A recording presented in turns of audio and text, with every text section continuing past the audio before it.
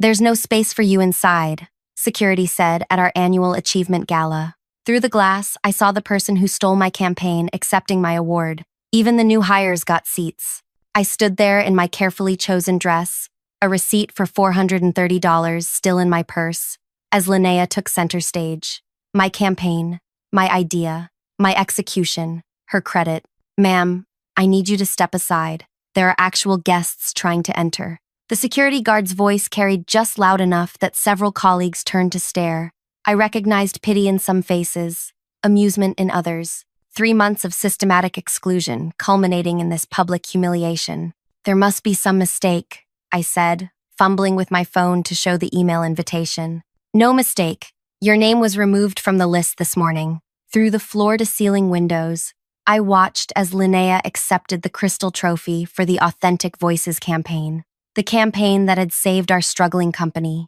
The campaign born during my weekend without sleep, when I'd realized that our industry's polished messaging had created a trust deficit. "Our groundbreaking approach showcases real people with real stories," Linnea was saying, her voice crystal clear through the glass. My words. My exact words from the pitch deck. I stepped back from the entrance, dignity somehow intact despite the burning behind my eyes. The security guard had already turned away, dismissing me as irrelevant. Inside, executives clinked champagne glasses, while monitors displayed the faces of people whose stories I had personally collected. People who weren't invited tonight. That's when I knew exactly what to do. I pulled out my phone, opened my contacts, and sent one message. Then I walked to my car, heels clicking against the pavement as I crossed the darkened parking lot. 20 minutes later, my phone exploded with notifications as I sat watching from my car. The chairman emerged from the building, frantically scanning the parking lot. When he spotted my vehicle, he ran toward me. Actually ran, in his $3,000 suit, sweat visible even in the dim light. If you're still with me in this story, I want to thank you for listening. Sometimes we need to hear how others stood up for themselves to find our own courage. If this resonates with you, please like and subscribe for more authentic stories about workplace justice. I'd also love to hear your experiences in the comments below. Now, let me tell you what happened next and how this all began. My name is Everly, and until 3 months ago, I was the marketing director for a health services company that desperately needed a rebrand. I've always been the person who works twice as hard with half the recognition, the one who shows up earlier, stays later, and gets things done without fanfare. When I pitched Authentic Voices, our CEO Camden looked skeptical. "Consumers don't want reality," he said. "They want aspiration." With respect, I countered, research shows the opposite. Trust in polished corporate messaging has plummeted. People crave authenticity. They can detect staged perfection instantly. My proposal was radical. Instead of scripted testimonials with actors, we would feature real clients telling their own stories in their own words. No scripts, no rehearsals, just truth that might be messy, but would be genuine. Camden reluctantly approved a pilot, expecting failure. I worked around the clock, personally interviewing nearly 100 clients. Not all were articulate, not all were photogenic, but all had stories that mattered. The first video featured Dario, an elderly man with Parkinson's. His hands trembled as he described how our therapy services helped him hold his newborn grandchild. We filmed in his modest living room. His emotion was raw, his gratitude genuine. The response was immediate. Engagement quadrupled across platforms. Real people commented with their own experiences. For the first time, our brand was part of authentic conversation rather than shouting into the void. 8 more videos followed. A teenage girl with social anxiety, a teacher whose classroom used our sensory tools, a veteran regaining independence. None were polished. All were powerful. "This is working beyond our expectations," Camden admitted during our quarterly review. "The board is impressed." That's when Linnea entered the picture. She transferred from our West Coast office, hired directly by Camden as Executive Strategic Director, a title created just for her. At first, I welcomed the support. With 3 years at a prestigious firm and a Harvard MBA, Linnea seemed like a valuable ally. "I'm so impressed with what you've created," she gushed during our first meeting. "I'd love to learn your approach." I shared everything: my research, my interview techniques, the raw footage that didn't make the final cuts, I explained why certain stories resonated more than others. 3 weeks later, I was removed from the meeting invite about the campaign's next phase. Administrative oversight, Linnea assured me when I asked. I'll forward you the notes. The notes never came. Neither did invitations to subsequent meetings. When I encountered our videographer in the hallway and asked about the next shoot, his uncomfortable expression told me everything. Linnea's handling those now, he admitted. Different direction, I guess. I scheduled time with Camden, waiting 2 weeks for a 15-minute slot. I'm concerned about being excluded from my own campaign, I said directly. Camden sighed, not meeting my eyes.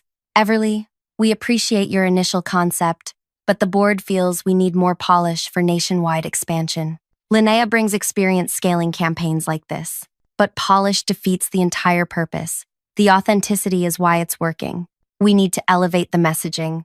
Linnea suggested using trained spokespeople who can articulate our values more clearly. You mean actors? I said flatly. Professional communicators, he corrected. Look, you'll still get credit for the original concept. That was a lie.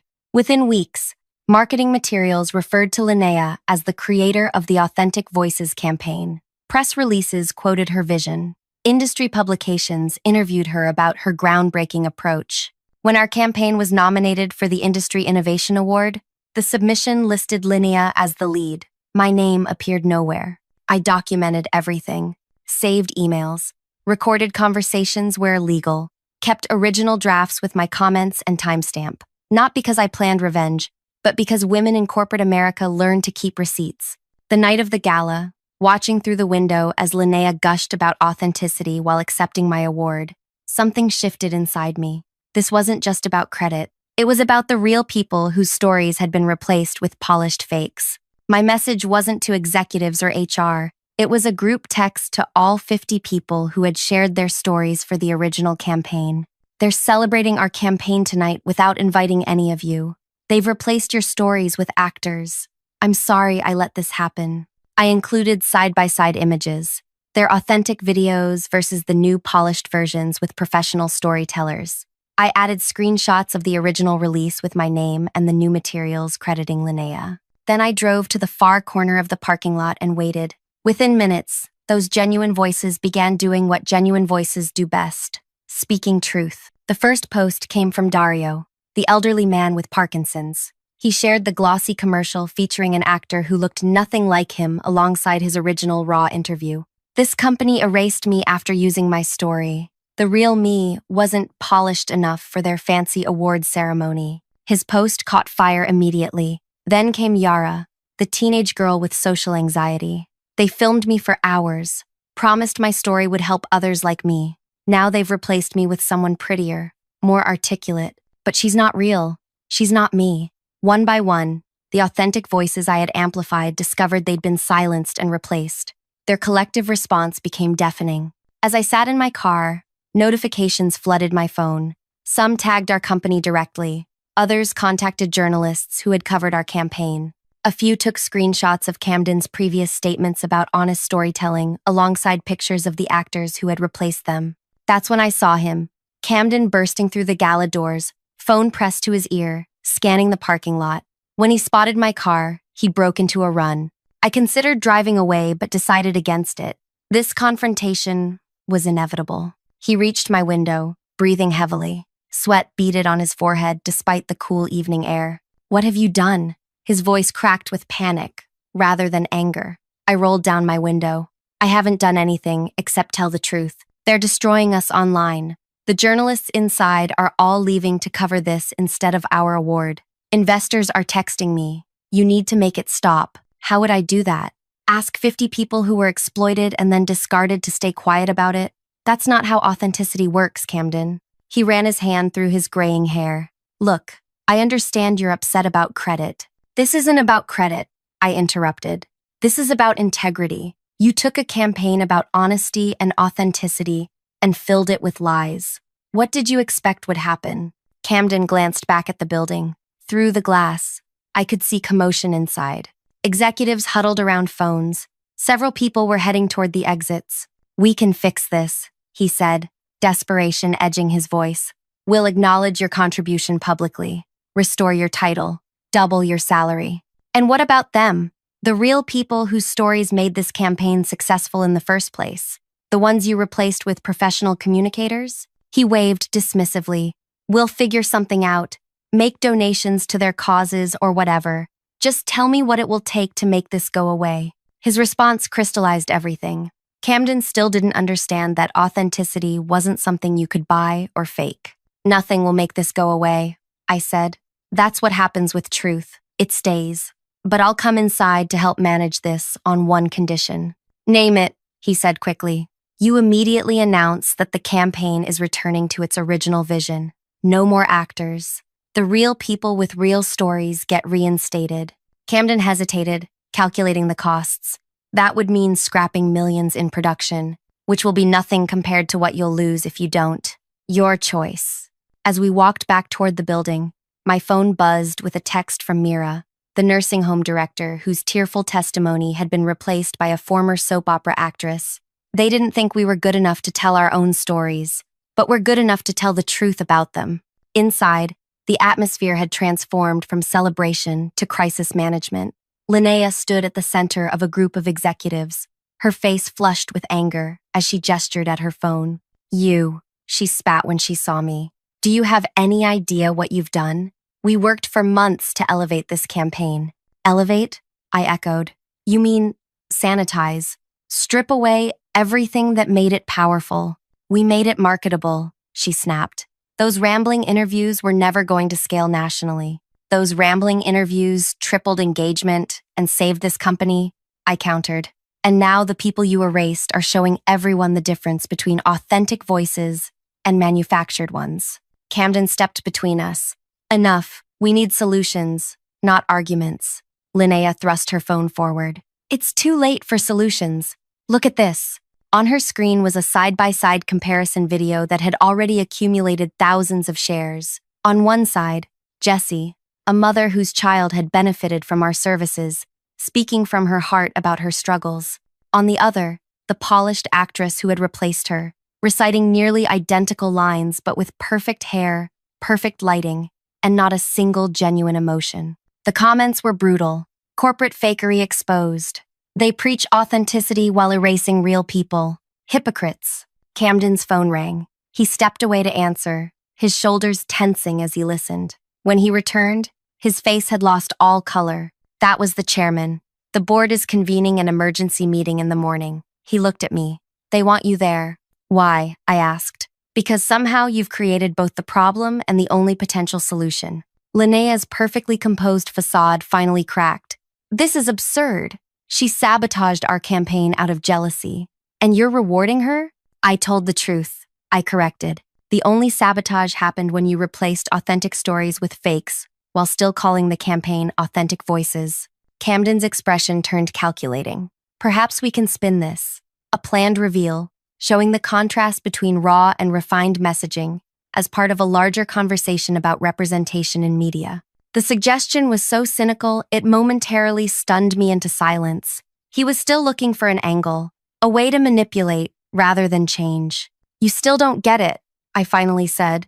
You can't spin authenticity. It either is or it isn't. Before Camden could respond, a woman I didn't recognize approached our group. She held up a press badge. Fiona Keller, Business Insider. I'd like to speak with whoever can explain why your company replaced real client testimonials with actors while claiming to champion authenticity. Camden stepped forward with a practiced smile. There seems to be some confusion. We've always valued authentic storytelling. I created the original campaign, I interrupted, extending my hand to Fiona. And I'd be happy to explain exactly what happened. The look Camden gave me could have frozen fire. But we both knew he couldn't stop me without making everything worse. I'll need statements from both of you, Fiona said, looking between us. And I'm interviewing Dario Singh tomorrow morning. He's quite eager to share his experience. Dario? Camden asked, confusion evident. The elderly gentleman with Parkinson's from your original campaign, I explained. The one whose story about holding his grandchild moved thousands to engage with our brand. The one you replaced with a silver-haired model who could hold a coffee cup without trembling. Recognition dawned on Camden's face, followed quickly by alarm. I could almost see him calculating the optics of a vulnerable elderly man, telling the world how a corporation had deemed his genuine struggle too messy for their polished image. We seem to have made a significant misstep, Camden conceded, his tone shifting to damage control, which we're committed to rectifying immediately. He turned to me. Everly, perhaps you could help us reconnect with the original participants? The request was both an olive branch and a trap. He wanted to use my relationships with these people to contain the damage. They're already connected, with each other, I said. What started as my marketing campaign has become their community. They're talking, sharing, organizing. As if on cue, my phone lit up with another notification. A live stream had started, featuring 7 of the original participants, discussing how corporations co-opt authentic experiences. 20,000 viewers and climbing. You need to shut this down, Linnea hissed. I couldn't if I wanted to, I replied honestly. And I don't want to. This is what real authenticity looks like. Messy, uncontrolled, and true. Fiona observed our exchange with interest. I'd like to include that perspective in my article, if you're willing to go on record. Before I could answer, the emergency exit doors burst open. The chairman himself, Victor, had arrived. At 73, he rarely attended events like this, preferring to maintain his enigmatic presence from a distance. Victor surveyed the chaos of the gala. Executives huddled in crisis mode, journalists abandoning the official program to follow the unfolding story. The award sitting abandoned on the podium. His gaze finally landed on me. You, he said simply. My office. Now. As Victor turned to leave, expecting me to follow, Camden grabbed my arm. Be very careful, he warned in a low voice. Victor built this company from nothing. He won't tolerate anyone threatening it. I gently removed his hand. I'm not threatening the company. I'm saving its soul. Following Victor through the confused crowd, I noticed something unexpected. Employees, junior staff, assistants, people who normally blended into the background, were watching me. Not with judgment, but with something that looked remarkably like respect. The elevator ride to Victor's top-floor office was silent. I had never been in his private sanctuary before. Few had. What awaited me there would either end my career forever or transform it in ways I couldn't yet imagine. Victor's office occupied the entire top floor of the building. Floor-to-ceiling windows revealed the city's nightscape, a perfect backdrop for power. The space itself was surprisingly austere. No flashy artwork or imposing desk, just simple, quality furnishings that whispered rather than shouted wealth. The man himself stood with his back to me, hands clasped behind him as he gazed at the skyline. 37 years, he said without turning. That's how long I've built this company. Survived 3 recessions, 2 market crashes, and countless competitors trying to put us out of business. He finally faced me, and in one evening, a text message from you has created more damage than any of those things. His tone wasn't angry. It was evaluative. The damage wasn't caused by my message, I replied. It was caused by replacing authenticity with fakery, while still calling it authentic voices. Victor's eyebrow raised slightly. Most employees wouldn't dare speak to him so directly. Sit, he said, indicating a chair across from his. I did, keeping my back straight, hands folded in my lap. Victor remained standing. You understand I could fire you right now, he stated. Yes, and ensure you never work in this industry again. Probably. Yet you don't seem afraid. I considered this. I'm terrified, but not of losing my job. I'm afraid of what happens when companies like ours convince people that polished lies are better than messy truths. We had something real and powerful, and we threw it away for… what? An award? A cleaner aesthetic? Victor studied me with unnerving intensity. What exactly did you hope to accomplish tonight? Justice, I answered honestly. Not just for me, but for the real people whose stories created the success that others are now claiming credit for. Victor moved to the window again, his reflection visible in the glass. For a man in his 70s, he carried himself with remarkable energy. Your campaign, he said slowly, was the most successful initiative this company has launched in 15 years. I blinked, surprised by this acknowledgement. Not Linnea's campaign. A brief smile touched his lips. I've been in business long enough to recognize the difference between creators and climbers. Camden brought Linnea in because your approach made him nervous. Too unpredictable. Too honest. You knew? Victor turned. I read every report, watch every campaign. Did you think I wouldn't notice when the genuine emotion that characterized your work suddenly transformed into polished performances? Or when your name disappeared from the materials? If you noticed, why didn't you stop it? Because business isn't fair, Everly. I wanted to see what you would do about it. The realization hit me. This had been a test, one that most women in corporate America would recognize. Stay quiet and get overlooked, or speak up and get labeled difficult. So tonight was my evaluation, I said, anger finally seeping into my voice. And what about the real people who shared their stories? Were they just pawns in your corporate chess game? Victor's expression hardened. Mind your tone. No, I said, standing up. You just admitted you watched while my work was stolen, and real people were exploited and discarded. You could have stepped in at any point. You chose not to. We stood facing each other, the power dynamic momentarily forgotten in the raw honesty of the moment. You're right, Victor finally said. I could have intervened.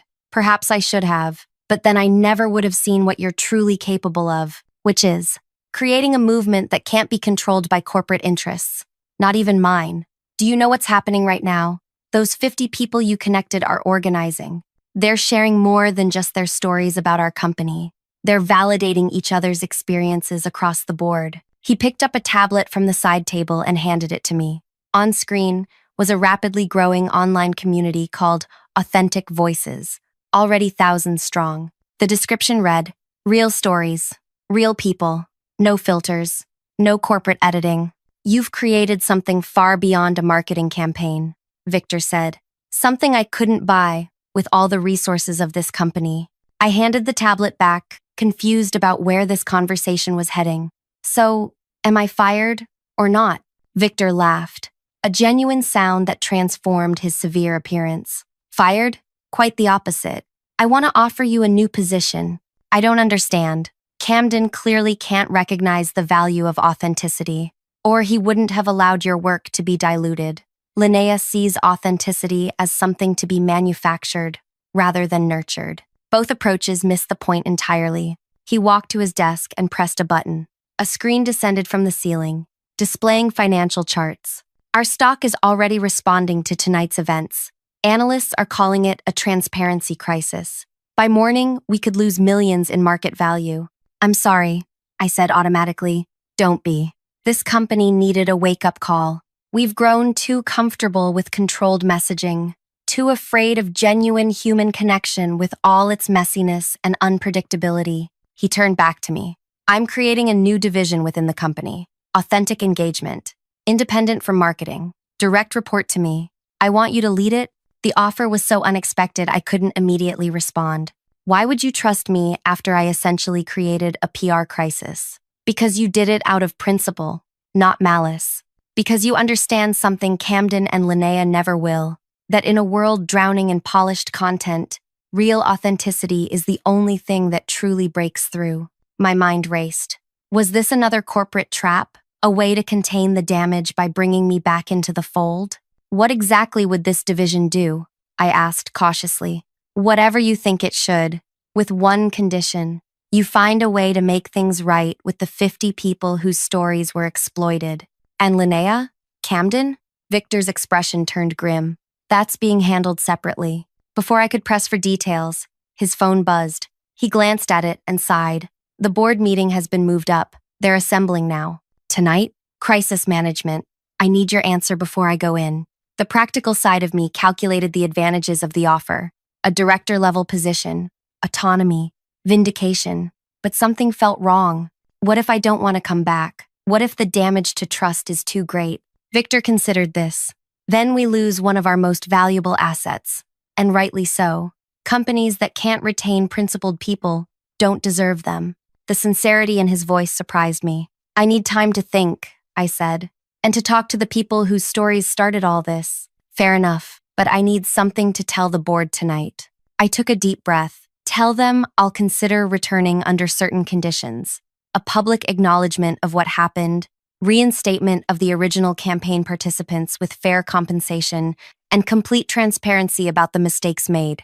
Victor nodded slowly. Reasonable terms. Though some board members will resist the public acknowledgement, then they haven't learned anything from this. A ghost of a smile touched his face. Indeed. As we headed to the door, Victor paused. One question. How did you know those 50 people would respond so powerfully to your message? Because they're genuine. When you connect real people around authentic experiences, they don't need scripts or direction. They already know exactly what to say. The board meeting was tense but productive. Victor, true to his word, presented my conditions without dilution. Several board members objected, particularly to the public acknowledgement portion. We can handle this internally, one insisted. Public admission creates unnecessary liability. Unnecessary for whom? I countered. The entire campaign was built on transparency and authenticity. Handling this behind closed doors contradicts everything we claim to value. After 3 hours of debate, they agreed to my terms, though not without resistance. By morning, our company would issue a statement acknowledging the replacement of real participants with actors and apologizing for the misrepresentation. The original 50 people would be invited back, compensated fairly, and given creative control over how their stories were shared. As for leadership changes, Camden was reassigned to a different division. Linnea resigned before she could be fired, though industry rumors suggest she struggled to find equivalent work afterward. The marketing team was restructured under new leadership that reported directly to my new division. The most remarkable outcome wasn't corporate at all.